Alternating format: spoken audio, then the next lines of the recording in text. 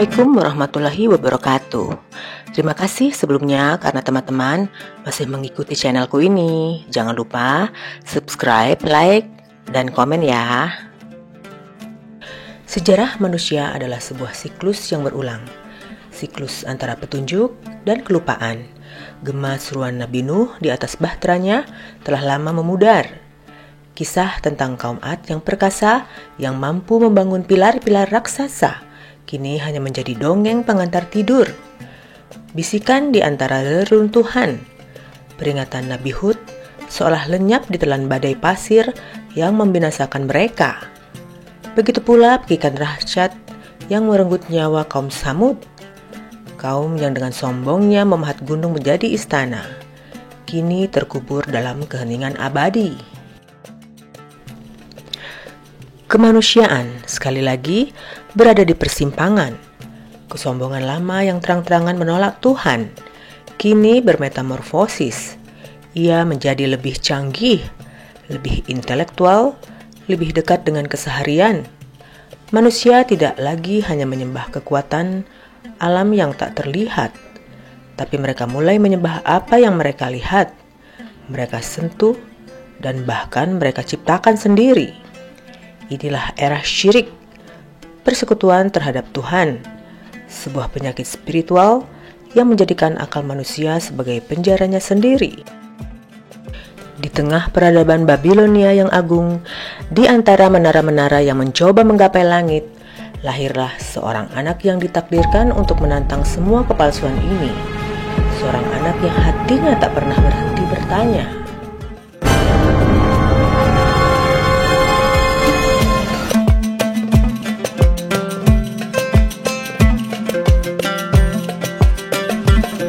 Namanya Ibrahim, putra Azar, sang pemahat berhala. Ironi yang menyakitkan, setiap hari ia menyaksikan ayahnya, darah dagingnya sendiri, membentuk Tuhan dari benda mati. Ia melihat bagaimana batu yang kemarin diinjak, hari ini diukir, dan esok hari disembah. Hatinya berteriak dalam keheningan, bagaimana mungkin sang pencipta bisa diciptakan? Bagaimana mungkin sesuatu yang tidak bisa membela diri dari debu bisa membela nasib manusia? Kegelisahan ini membawanya keluar dari hiruk-pikuk kota, menuju dialog sunyi dengan semesta. Baginya, malam Babilonia yang cerah bukanlah sekedar pemandangan, melainkan sebuah kitab raksasa yang terbuka. Ia bukan hanya memandang, ia menginterogasi. Hal tersebut tercantum dalam Al-Quran Surat Al-An'am ayat 76-78.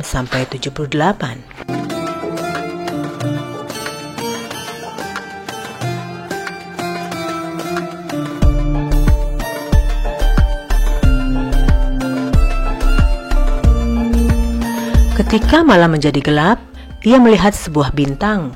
Inikah Tuhanku? Sebuah pertanyaan tulus dari jiwa yang mencari. Namun, keagungan bintang itu fana. Ia terbenam. Ibrahim sadar, Tuhannya tidak mungkin selemah itu. Tuhannya tidak mungkin tunduk pada rotasi semesta. Lalu, ia melihat bulan terbit. Inikah Tuhanku? Cahayanya lebih terang, pesonanya lebih kuat. Namun, takdirnya sama. Ia pun lenyap di telan fajar.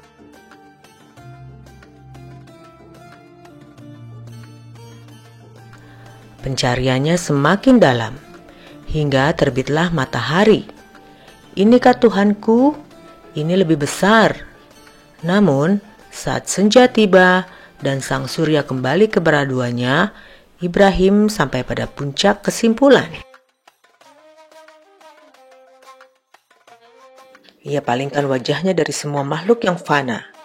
Ia hadapkan jiwanya hanya kepada Dia yang menciptakan langit dan bumi. Dengan keyakinan yang membara ini, dakwahnya dimulai, bukan kepada orang asing, tapi kepada orang terdekatnya, ayahnya. Dengan kelembutan dan rasa hormat, ia mencoba menarik ayahnya dari kegelapan. Namun, sang ayah memilih tradisi buta daripada kebenaran yang nyata. Maka Ibrahim tahu ia harus memberikan pelajaran yang tidak akan pernah dilupakan oleh seluruh Babilonia.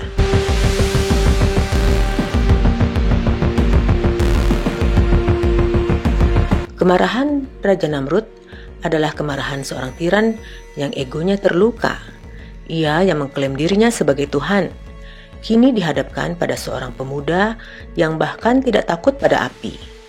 Pengadilan itu bukanlah untuk mencari keadilan, melainkan sebuah teater kesombongan. Namun, di panggung itulah Ibrahim kembali mempermalukan mereka dengan logika yang tak terbantahkan. Karena akal mereka telah mati, mereka pun memilih jalan kekerasan. Api unggun terbesar yang pernah ada disiapkan sebagai simbol betapa besarnya ketakutan mereka pada kebenaran yang dibawa oleh seorang Ibrahim.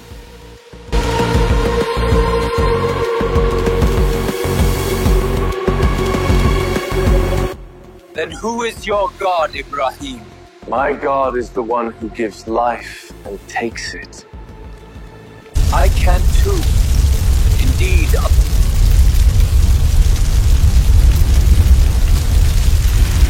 Saat tubuhnya melayang menuju kobaran api, ia tidak sendiri. Jibril datang menawarkan bantuan. "Apa kamu butuh sesuatu?" tanya sang malaikat. Ibrahim dalam puncak kepasrahan menjawab, "Kepadamu, tidak. Tapi kepada Allah, ya. Cukuplah Dia menjadi penolongku." Itulah momen ketika campur tangan langit menjadi sebuah keniscayaan. Perintah ilahi pun turun, bukan untuk memadamkan api, tapi untuk mengubah hakikat api itu sendiri. Sebagaimana surat Al-Anbiya ayat 69 yang artinya, "Kami Allah berfirman, wahai api, jadilah kamu dingin dan menjadi penyelamatlah bagi Ibrahim."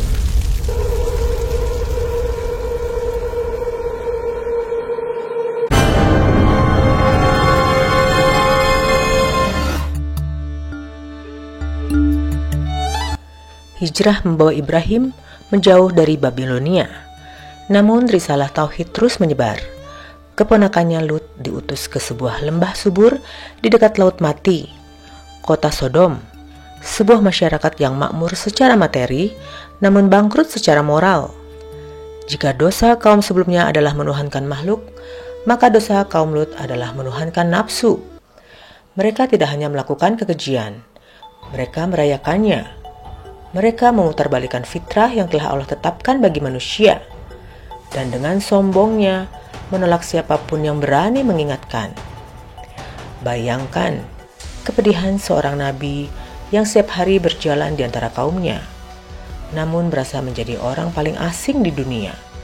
Seruannya yang lembut untuk kembali ke jalan yang suci dibalas dengan tawa mengejek dan ancaman. "Usir Lut dan keluarganya dari negerimu."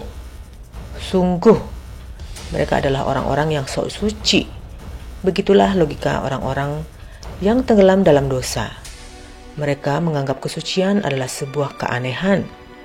Sebagaimana tercantum pada Quran Surat Asy-Syu'ara ayat 165 yang artinya, "Mengapa kamu mendatangi jenis lelaki di antara manusia?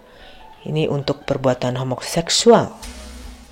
Dan ayat 166 yang artinya, "Dan kamu tinggalkan perempuan yang diciptakan Tuhan untuk menjadi istri-istri kamu?" Sungguh, kamu adalah kaum yang melampaui batas. Ujian terakhir bagi kaum Sodom datang dalam wujud 3 pemuda yang ketampanannya tak terlukiskan. Mereka adalah malaikat yang menyamar, sekaligus algojo yang diutus dari langit. Kehadiran mereka segera memicu puncak kegilaan kaum Sodom. Rumah Lut dikepung.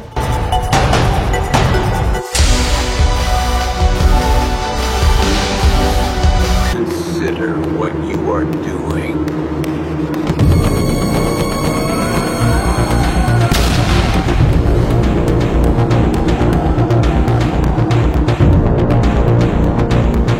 Dalam keputusasaan yang memilukan untuk melindungi tamunya, Lut menawarkan jalan keluar terakhir. "Wahai kaumku, inilah putri-putriku. Mereka lebih suci bagimu." Sebuah ucapan yang menunjukkan betapa dalamnya jurang kerusakan mereka. Namun mereka menolak. Nafsu telah mengalahkan akal. Saat itulah para malaikat berkata, "Wahai Lut, sesungguhnya kami adalah utusan Tuhanmu. Mereka tidak akan dapat mengganggumu. Pintu takdir kaum Sodom telah tertutup."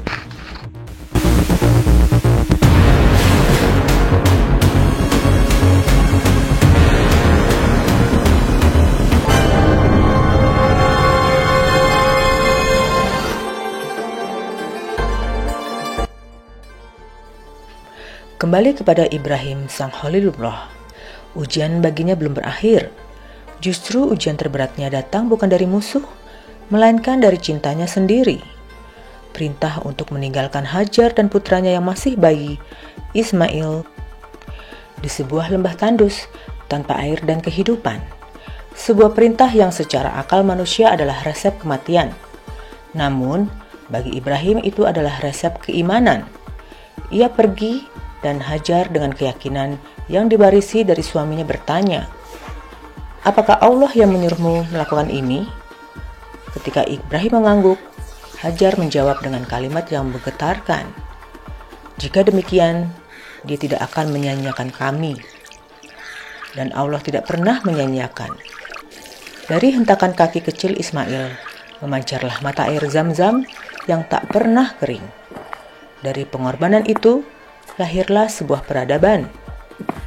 Namun, puncak ujian cinta itu datang belasan tahun kemudian. Melalui mimpi, Ibrahim diperintahkan untuk menyembelih Ismail, anak yang telah ia rindukan separuh hidupnya. Bayangkan pergulatan batinnya. Namun ia tahu, cinta kepada Allah harus berada di atas segalanya. Yang lebih menakjubkan adalah jawaban sang anak. Sebuah jawaban yang menunjukkan bahwa buah jatuh tak jauh dari pohonnya. Hal tersebut tercantum pada surah As-Saffat ayat 102, yang artinya, "Maka ketika anak itu sampai pada umur sanggup berusaha bersamanya, Ibrahim berkata, 'Wahai anakku, sesungguhnya aku bermimpi bahwa aku menyembelihmu. Maka pikirkanlah bagaimana pendapatmu.'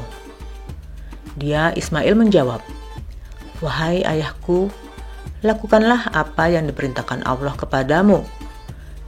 Insya Allah, engkau akan mendapatiku termasuk orang yang sabar.'"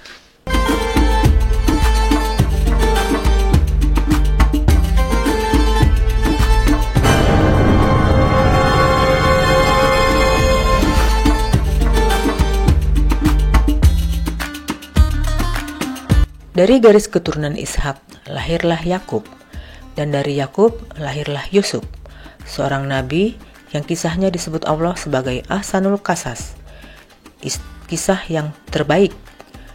Keindahannya bukan hanya pada parasnya, tapi pada keindahan kesabarannya.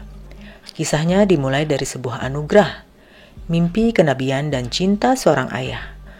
Namun anugerah ini di mata saudara-saudaranya terlihat seperti sebuah ancaman.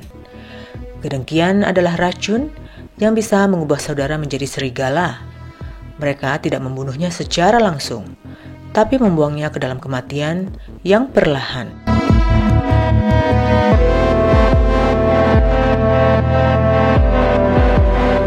Dasar sumur yang gelap dan dingin. Di dasar sumur itu, di titik terendah dalam hidupnya, iman Yusuf justru mulai menanjak. Ia diselamatkan oleh kafilah dagang, hanya untuk dijual sebagai budak di Mesir. Sebuah ironi, seorang nabi diperjualbelikan layaknya barang, namun Allah sedang mempersiapkannya.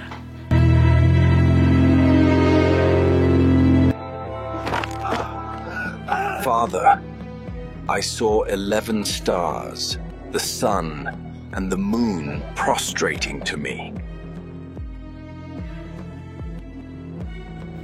Di rumah Al-Aziz, ia belajar tentang tata kelola dan administrasi.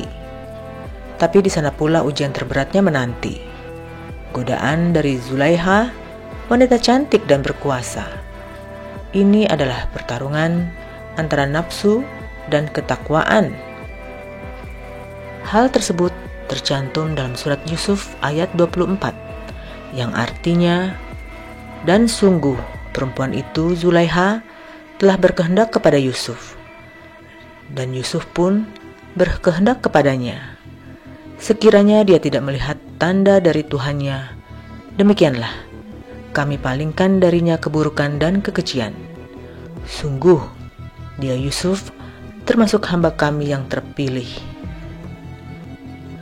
Yusuf berlari menuju pintu, menuju keselamatan. Zulaiha menarik bajunya dari belakang, sebuah bukti fisik yang justru akan menjadi kunci pembelaan Yusuf. Namun kebenaran seringkali kalah oleh kekuasaan. Untuk menutupi aib, Yusuf difitnah dan dijebloskan ke penjara.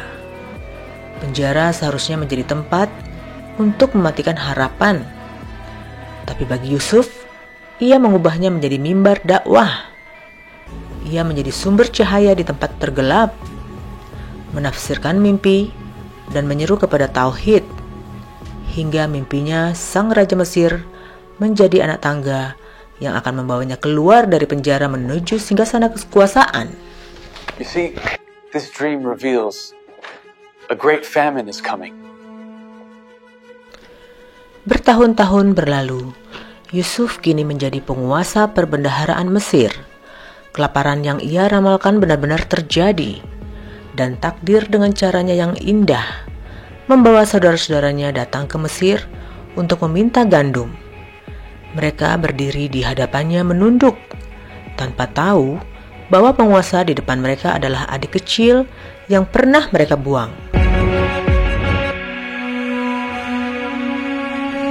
Inilah momen pembalasan yang sempurna.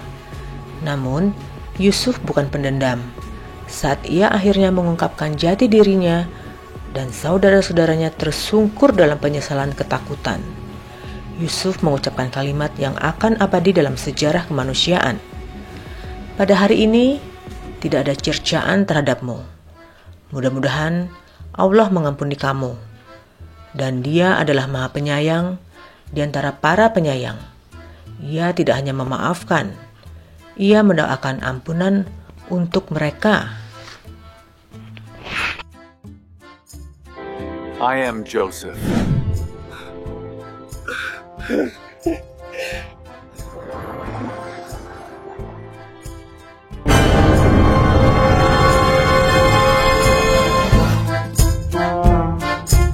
Kisah mereka adalah sebuah mozaik agung tentang iman.